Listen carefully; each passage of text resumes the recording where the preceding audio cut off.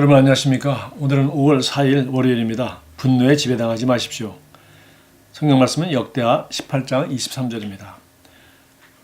그나아나의 아들 시드기야가 가까이 와서 미가야의 뺨을 치며 이르되 여호와의 영이 나를 떠나 어디로 가서 네게 말씀하더냐 하는지라. 이스라엘 왕 아합은 마땅히 자신의 땅이라고 믿었던 길르앗 라못을 되찾기 위해 전쟁을 하고 싶었습니다. 그래서 친구인 유다 왕 여호사밧에게 함께하자고 청했습니다. 여호사밧은 수락했지만 아합에게 선지자들을 불러 이 결정에 대한 하나님의 뜻을 알아보자고 했습니다. 아합은 선지자들을 불렀고 거기에 시드기야도 있었습니다. 성경은 말씀합니다. 여러 선지자들이 그 앞에서 예언을 하는데 그나아의 아들 시드기야는 철로 뿔들을 만들어 가지고 말하되 여호와께서 이같이 말씀하시기를 왕이 이것들로 아람 사람을 찔러 진멸하리라 하셨다 하고 모두 같은 예언을 말하는데 여호사밧은 여전히 뭔가 더 확증을 받고 싶었습니다. 그 지점에서 아합은 미가야를 불렀습니다. 그러나 놀랍게도 미가의 예언은 시드기야의 예언과 달랐습니다. 시드기야는 아합에게 가십시오. 주께서 왕과 함께 하십니다. 라고 말했는데 미가야는 하나님께서 이 일에 왕과 함께 하지 않으십니다. 라고 말했습니다. 그렇다면 누가 거짓말하고 있는 것입니까? 성경은 누가 주님에게서 난 예언을 할 수 없는지를 보여줍니다. 그들이 보이는 반응과 성미는 누가 성령에 의해 움직이고 누가 그렇지 않은지 보여줍니다.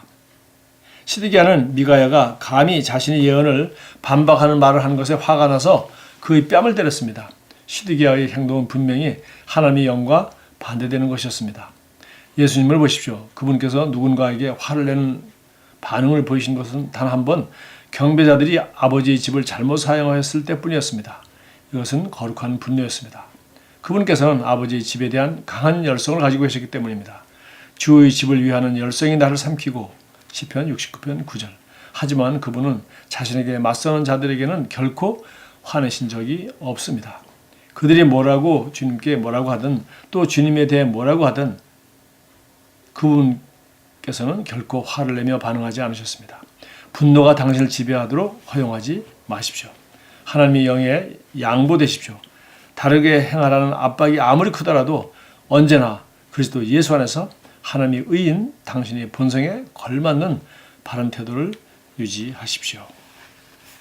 자, 오늘 여기 이제 거짓 선지자와 참 선지자가 왕 앞에 와서 예언을 하는데 이 거짓 선지자가 참 선지자의 뺨을 때리면서 자기가 맞고 네가 틀렸다라고 하는 걸 볼 때 그 내용을 가지고 우리는 미래에 대한 예언이니까 잘 알 수가 없지만 결국 그 사람이 그 성품을 보니까 그 화를 내고 자기와 틀린 예언을 한다고 화를 내고 그 사람을 뺨을 때리고 자기의 권위와 자기의 그 의견과 다른 사람을 만났을 때 뭐 적을 만나거나 뭐 화가 나는 수밖에 없는 그런 일을 당했을 때 그 사람이 어떻게 반응하는지를 보면은 그 사람이 그리스도 영의 사람인지 아니면은 육신의 지배를 받고 있는지 알 수 있다는 것이죠. 그래서 육신의 지배를 받고 있는 사람에게 바른 예언이 나올 수가 없겠죠.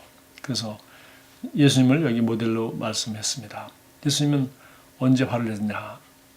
오직 정말 아버지 집을 그 성전을 도둑의 굴로 만들었다 하면서 그 노끈을 가지고 짐승들을 쫓아내고 돈 바꾸고 하는 사람들 테이블을 이렇게 뒤집고 하는 장면이 딱 한 군데 나오고 나머지는 주님은 자신에게 맞서는 자들에게 결코 그렇게 화를 낸 적이 없다. 예를 들면서 정말 우리도 분노가 우리 혈기가 우리를 지배하지 않도록 하는 것이 너무나도 중요하다.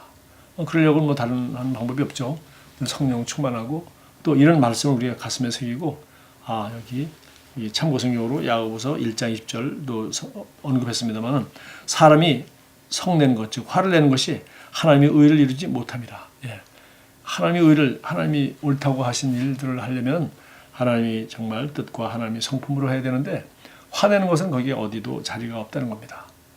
그래서 저는 우리나라 속담 가운데 그 공든탑이 무너진다는 말이 있는데 뭐 이렇게 여러분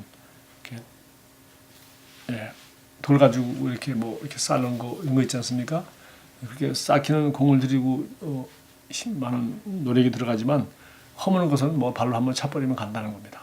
마찬가지로 우리도 그리스도인에서 살아가면서 어떤 그 사람들과의 어떤 관계든지 정말 서로 신뢰를 쌓고 아름다운 그 인격으로 좋은 관계를 맺고 정말 그렇게 교제하는 것은 그는 많은 노력과 사랑과 인내가 필요한 것입니다. 그러나 그런 것들 하루아침에 그냥 상처를 주고 그런 관계가 끊어지게 할 수 있는 것이 바로 혈기를 부리는 것입니다.